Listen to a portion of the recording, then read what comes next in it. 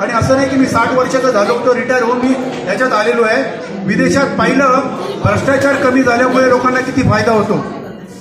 तर माझी नोकरी सोडायचं कारण हेच होतं की मी 20 वर्ष काम केलं, मला जगण्यासाठी जेवढे पैसे कमवायचे तेवढे कमवले, पण मला वाटलं की नाही आता मी देशासाठी वगैरे नाही आलेलो आहे, पण इकडची व्यवस्था सुधारायला आलेलो आहे।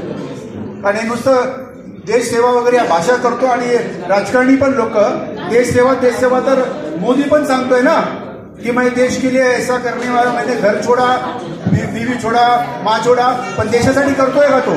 अंबानी अडाणीचा नोकर होऊन बसलेला आहे आणि तुम्हाला लुटतोय। तर थोडक्यात काय, देशाची परिस्थिती खूप वाईट आहे, लोकांना कळायला पाहिजे। तुम्हाला वाटतं या हॉलमध्ये जी लोक बसले तेच प्रॉब्लेम मध्ये आहे का? या 2019ला परत जर बीजेपी सत्तेत आली तर आपण सगळे गुलामीत जाऊ। त्यामुळे ही खूप गंभीर परिस्थिती आहे। आमच्यासारखं माझ्याबरोबर आमचे उन्मेष बाबे ते पण युरोपला होते, आम्ही नोकरी सोडून इकडे काय येतोय? देशसेवा वगैरे नाहीये, ही व्यवस्था बदलायची आहे आणि व्यवस्था बदलायचं काम एकच पार्टीने केलं आणि मग एवढं सगळं असताना आम्ही आम आदमी पार्टीमध्ये काम करतोय। कारण आज देशासमोर एकच अपेक्षा आहे, एकच आशेचा हे आहे की आम आदमी पार्टी, बाकीच्या सगळ्या पार्टी इलेक्शनच्या अगोदर मोठ्या मोठ्या घोषणा करतात, मैं ऐसा करेंगे वैसा करेंगे, पण मोठे मोठे वादे करतात, नंतर काही कोणी पूर्ण करत नाही। पण आम आदमी पार्टी देशातला एकमेव पक्ष आहे जो बोलता है वो कहता है। केजरीवालने जेवढे वादे केले तर सगळ्यांना मला हीच विनंती आहे, तुमचं स्वातंत्र्य धोक्यात आहे।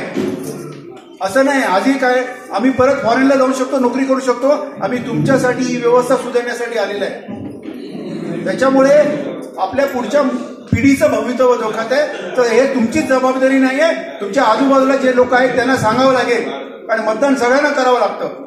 त्यामुळे परत काँग्रेस आली, परत बीजेपी आली तर तुमचे हाल असेच राहणार आहेत, या हालमध्ये तुमची सुधारणा होणार नाही। फक्त आम आदमी पार्टी आणि हे जर निवडून आली तरच तुमच्या परिस्थितीमध्ये काहीतरी बदलाव होणार आहे। तर सगळ्यांना विनंती करेल की फक्त इकडे सगळे स्टेजवर बसलेले आहेत किंवा मी अध्यक्ष आहे, सचिव आहे, ही आमचीच फक्त जबाबदारी नाहीये। आम्हाला पण एकच वोट करायचा अधिकार आहे, तुम्हाला पण एकच अधिकार आहे। आम्ही 10 बटन दाबू शकतो का? प्रत्येकाला एकच अधिकार आहे, ते व्यवस्था परिवर्तनाची जबाबदारी सगळ्यांची आहे। आणि तुम्हाला जर वाटतं की या परिस्थितीतून बाहेर यायचंय तर प्रत्येकाने जाऊन 5-5, 10-10 लोकांना सांगावं लागेल की सगळ्यांची लढाई आहे। आणि इकडे आम आदमी पार्टीमध्ये आम्ही पैसे कमवण्यासाठी किंवा ते सत्ता कमवण्यासाठी नाही आलोय। मी एका कंपनीचा सीईओ होतो, माझ्याकडे सत्ता पण होती, पैसे पण होते। इकडे पार्टी कोणाला काही देत नाही आम्हाला, आम्ही स्वतः पैसे खर्च करून पार्टीसाठी काम करतोय। तर परिस्थिती गंभीर आहे, या गांभीर्याचं तुम्ही लक्ष घ्या आणि मनावर घ्या, नाहीतर हे असेच वाट लागत असाल, असेच रडत राहणार की इसने ऐसा किया वैसा किया आणि परिस्थिती तुमचा बदलाव होणार नाही। तर सगळ्यांना हे पक्ष हा समजून घ्या। तुम्हाला विनंती करतो की आता येणाऱ्या इलेक्शनमध्ये आम आदमी पार्टीच्या साथीने उभे राहा आणि तुम्हाला एकट्याला नाही, प्रत्येकाने जाऊन 10-10 लोकांना सांगायचंय, कारण इकडे आम आदमी पार्टीचा आमदार खासदार निवडून आला तरच तुमची परिस्थिती बदलणार आहे, नाहीतर मग तो दुसरा चोर निवडणार, पहिला 20 रुपये चोरत होता, दुसरा 15 रुपये चोरेल, ती चोरी चालू राहील। तर फक्त हीच विनंती आहे की जरा आपल्या सगळ्यांनी डोळे आपण झोपलेले आहोत, जरी असतं ना आपण बहिरे आणि आंधळे झालेलो आहोत, तर थोडेसे कान उघडे करा आणि डोळ्यांनी बघा आणि थोडंसं डोक्यावर काहीतरी हे करू द्या, नाही तर मग भाषणं दिली, ऐकून गेली आणि परत आपलं काम चालू झालं, त्याच्याने देश सुधारणार नाही।